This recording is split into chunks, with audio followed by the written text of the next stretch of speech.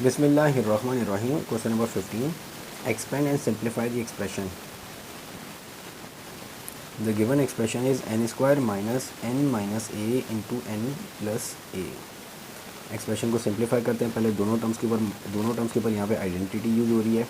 That is equals to a minus B into A plus B is equals to A square minus B square.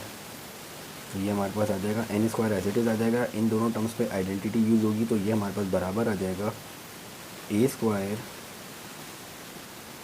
Minus B square. लेकिन ये पूरी term bracket में आएगी क्योंकि बाहर negative sign है और नेगेटिव साइन इस ब्रैकेट के साथ मल्टीप्लाई होगा. So it will be n square. जब ये माइनस में मल्टीप्लाई होगा तो एन पॉजिटिव है, ये नेगेटिव हो जाएगा, और ए स्क्वायर नेगेटिव है, ये पॉजिटिव हो जाएगा. So it will be equal to positive A square. N square से एन स्क्वायर कैंसिल आउट हो जाएगा तो ये हमारे पास बराबर आ जाएगा A square. Means that the expression N square minus N minus A into N plus A will be equal to A square. Similarly question number 14 की तरह हमें इस एक्सप्रेशन को, इन वैल्यूज़ को कन्वर्ट करना है इस एक्सप्रेशन में और फिर उसका आंसर फाइंड आउट करना है जो कि बराबर होगा ए स्क्वायर के. तो यहाँ पे अगर मैं देखूँ तो मेरे पास जो वैल्यूज़ गिवन है that is 16947 whole square minus 16944 into 16950. अब अगर मैं इसको कंपेयर करूँ n square minus A into N plus a, it means that will be the value of n square, that will be the value of n minus a and that will be the value of n plus a. तो यहाँ पे सबसे पहले मुझे n की value निकालनी पड़ेगी. यहाँ पे n स्क्वायर बराबर आ रहा है 16947 के. तो यहाँ से अगर मैं n की वैल्यू निकालूँ तो n मेरे पास क्या आ जाएगा, मुझे इसका स्क्वायर रूट लेना पड़ेगा. तो स्क्वायर रूट ऑफ 16947, तो उसका स्क्वायर रूट आ रहा है मेरे पास 16947. तो इसका स्क्वायर रूट आ रहा है मेरे पास 130. ये तो हमारे पास 16947 130 पॉइंट, ये पॉइंट में आ रहा है. इसका मतलब ये है कि मुझे दूसरे तरीके से n की वैल्यू निकालनी पड़ेगी. यहाँ पे सिमिलरली यहाँ पे n माइनस ए और n प्लस ए की भी वैल्यूज़ आ रही हैं.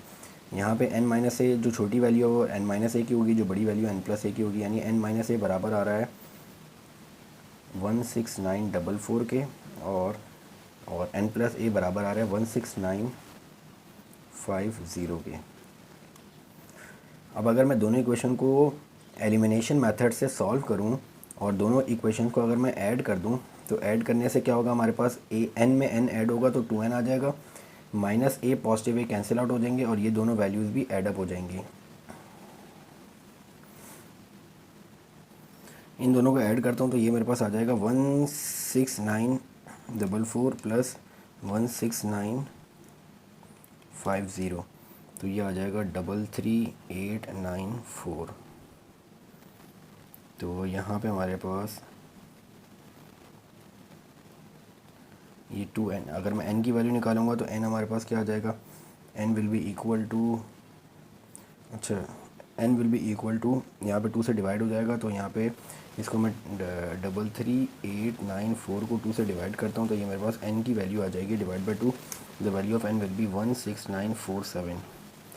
अच्छा यहाँ पे हमने एक छोटी सी मिस्टेक कर दी है. यहाँ से भी n की वैल्यू निकल सकती है, करने की ज़रूरत नहीं थी.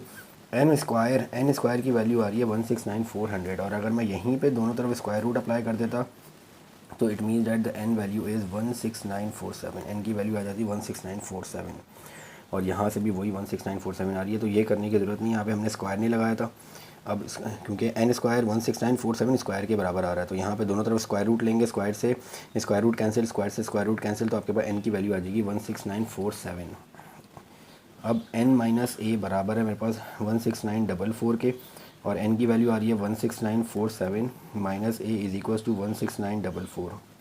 अब a की वैल्यू फाइंड आउट करनी है. नेगेटिव a यहाँ पे आगे पॉजिटिव हो जाएगा और 16947 minus 16944. So the value of a will be 16944. The value of a will be 3. The value of a will be, a की वैल्यू आ रही है 3. अब जो गिवन एक्सप्रेशन है हमारे पास, हमें ये पता है कि हमने n स्क्वायर n माइनस ए n प्लस ए बराबर लिया है, बराबर एक्सप्रेशन निकाली है हमने a स्क्वायर के.